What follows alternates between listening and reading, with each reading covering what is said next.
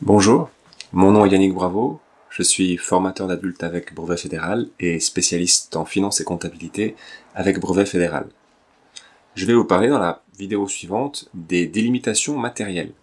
C'est un des sujets de comptabilité analytique, c'est un des sujets de base qu'il faut avoir compris pour pouvoir faire avec sérénité les problèmes de comptabilité analytique en vue de se préparer au brevet fédéral de spécialiste en finance et comptabilité.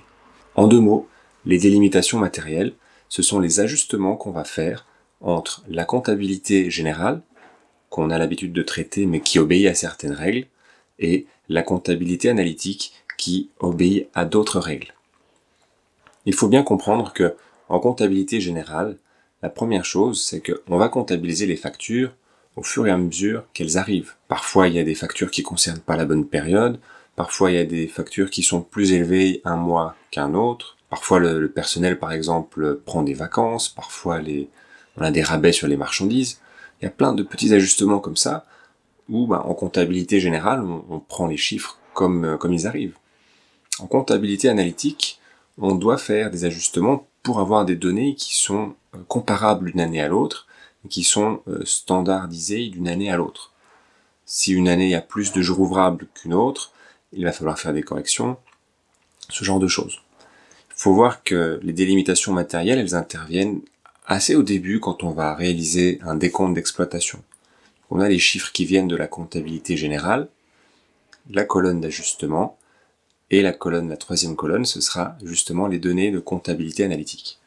Selon les énoncés, parfois on nous donnera directement la valeur de comptabilité générale et l'ajustement à faire.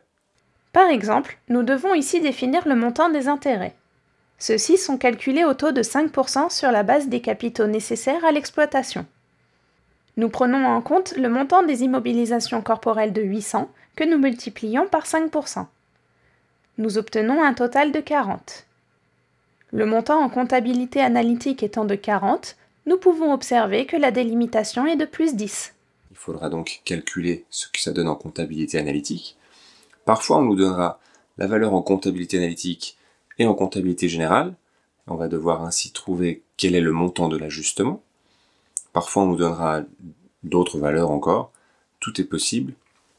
Dans cet exemple, les réserves latentes sur les immobilisations ont été augmentées de 2 000 francs, passant à 6 000 francs. Cela signifie que la délimitation est de moins 2. Nous en déduisons que les charges en comptabilité générale sont de 187. Comme les réserves latentes augmentent, l'amortissement se révèle trop grand. Aussi, l'amortissement en comptabilité générale est plus grand que l'amortissement en comptabilité analytique. Mais à la fin, il y aura donc 4 types d'ajustements principalement. Parlons déjà des marchandises, les charges de marchandises. Là, l'ajustement principal qui a lieu est lié aux réserves latentes. On a en Suisse le droit de faire des réserves latentes et donc d'avoir des valeurs qui ne sont pas les valeurs économiques dans notre comptabilité. En comptabilité analytique, les réserves latentes n'ont pas leur place. Nous, on essaie de calculer le prix d'une marchandise. On doit le faire avec les valeurs économiques, c'est-à-dire avec les vraies valeurs, entre guillemets, et pas juste avec les valeurs autorisées par le fisc avec ces réserves latentes. Donc ça, c'est un des ajustements qu'on va faire sur les marchandises. Parlons ensuite des charges de personnel. Dans les charges de personnel, ce qu'on retrouve le plus fréquemment, c'est les vacances. Quand le personnel prend des vacances, en comptabilité générale, il n'y a pas beaucoup d'impact parce que si les personnes sont payées au mois, chaque mois, le salaire est le même, qu'il y ait des vacances prises ou pas. En compta analytique, par contre, il est important de savoir combien d'heures le personnel a travaillé réellement. Donc ça, c'est un des ajustements importants pour les charges de personnel. On aimerait avoir en compta analytique seulement les heures de travail effectivement réalisées par le personnel. Parlons ensuite des amortissements.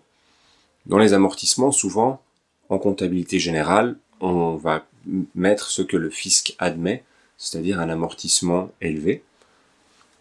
En compta analytique, on va essayer de trouver l'amortissement qui correspond à la perte de valeur économique réelle, du moins le plus proche possible de la réalité. Il faut aussi voir qu'en comptabilité analytique, on va tout le temps faire un amortissement linéaire. On ne va pas facturer différemment un produit parce qu'on l'a réalisé sur une machine qui est neuve ou parce qu'on l'a réalisé sur une machine qui a plusieurs années. Un autre point concerne les amortissements, c'est que en comptabilité générale, quand un bien a été totalement amorti, on arrête de l'amortir, on ne peut pas descendre à une valeur en dessous de 0. En comptabilité analytique, par contre, la valeur réelle du bien n'est pas très importante, on compte plutôt le coût d'usage. Si la machine a été totalement amortie, c'est pas grave, en comptabilité analytique, on peut continuer à l'amortir encore, c'est-à-dire à comptabiliser le coût d'usage de la machine, même si elle n'a pas été remplacée. On peut parler ensuite, pour un quatrième point, des intérêts.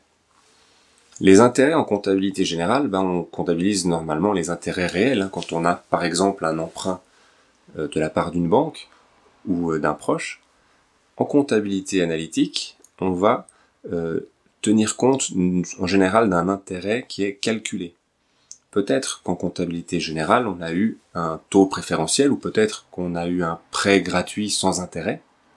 En comptabilité analytique, comme on essaie de calculer le coût réel d'une prestation, on va prendre en compte le coût de son financement, avec un intérêt par exemple calculé sur le capital investi et pas calculé sur le montant réel d'un prêt dont on a bénéficié.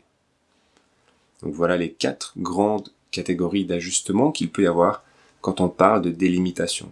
Elles concernent les charges de matière, les charges de personnel, les amortissements et les intérêts.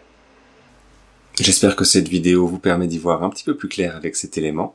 Je vous souhaite une excellente préparation pour vos examens de spécialistes en finance et comptabilité et je vous souhaite également une très bonne fin de journée. Merci de votre attention.